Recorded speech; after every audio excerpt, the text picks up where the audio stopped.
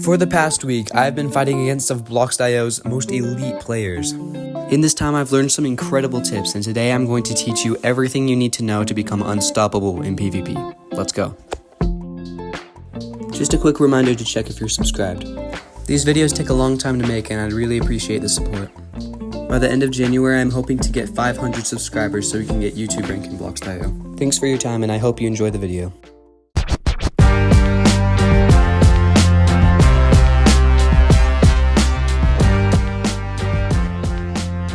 CPS, otherwise known as clicks per second, is pretty self-explanatory. It's the amount of clicks your mouse registers per second.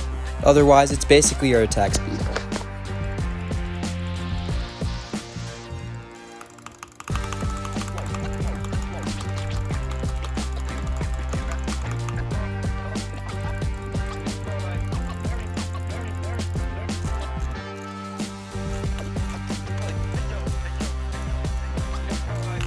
So why is CPS such an important factor to PvP? When you have high CPS, it increases the potential amount of hits that you can get on your opponent during a fight. And since in Blox.io every hit matters, you want to be able to get the most amount of hits possible, even if they're really lucky. High CPS is also essential if you want to keep and maintain combos. In these two clips, Blox.io Maverick uses CPS to absolutely destroy his opponents. Just want to add a quick disclaimer, if you butterfly or jitter click, your clicking method is not the thing that's holding you back. These two clicking methods are the most popular for a reason. There are players all around the globe that use every single type of clicking method. Now you can see why CPS is so important in PvP, but it's definitely not everything. Let's dive into some deeper methods that we can use to improve our PvP.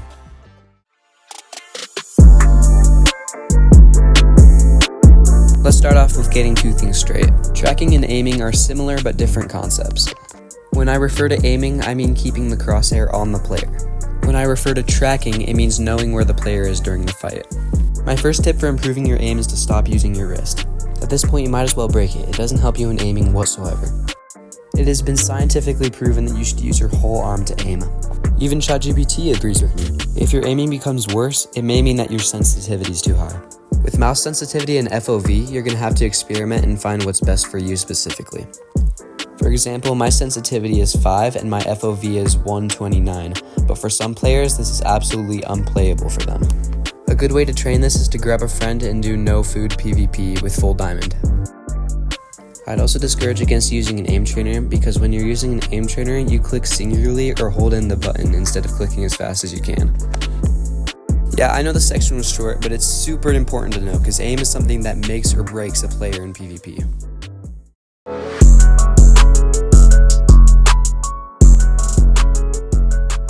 In my opinion, movement is the most flashy and creative part of PvP. Parts of movement can include strafing to avoid the opponent's crosshair, W tapping to gain more KB, finding the best place to land a critical hit on your opponent, keeping good spacing, and many other helpful mechanics.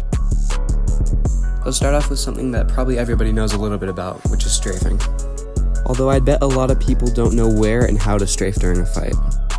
Thankfully for you guys, I've broken down this section more than any of the other sections, and I may have found even the perfect PvP formula.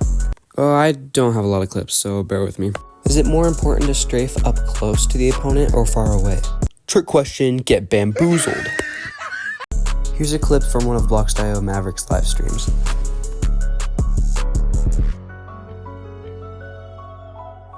Now let's take it apart piece by piece. Right at the beginning of the fight, Maverick lands 3 hits on Messi. From strafing far away, it forces Messi to use more precise accuracy when aiming at him. You can see after this 3rd hit, Messi realizes that he needs space in order to not get comboed. He presses S to get out of the combo, but immediately goes for a punish crit. Now that Messi's close enough, Maverick strafes to the far right side. Once Messi creates some more space, you can see Maverick hesitate a little bit before going in for the hit. He does this to ensure that he's the one that controls how much space is in between them. Once he realizes that he's lost Messi's crosshair, he goes in closer for closer strafes in a bigger combo. So for our takeaways, when far away from the opponent, control the spacing and get far uncontested hits, and then after uncontested hits, go in close to keep a combo. Also, if your strafing isn't seeming to do much, try strafing wider because it might mean that your opponent isn't having to readjust as much. In this section, I'm going to focus a little bit more on spacing and show you guys some strategies that I use in my PvP fights to land extra hits. To make sure you're always using your maximum amount of reach, try using this strategy. The maximum amount of reach in blocks.io is 3 blocks away.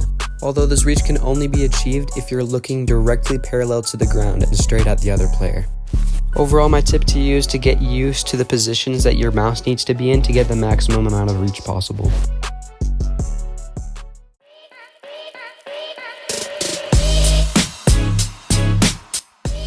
Before I end the video, here's a few extra tips for you guys.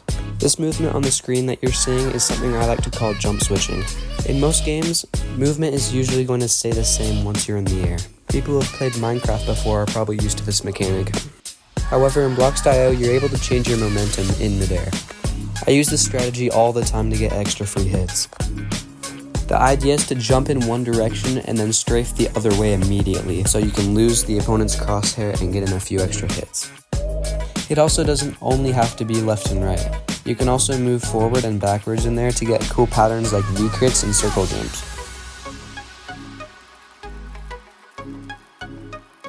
Another tip I have is to make a conscious effort to let go of W every single time you hit your opponent. The reason for this is that after your first sprint hit, every hit after does significantly less knockback. W tapping or S tapping will help you control the space and do more knockback to your opponent.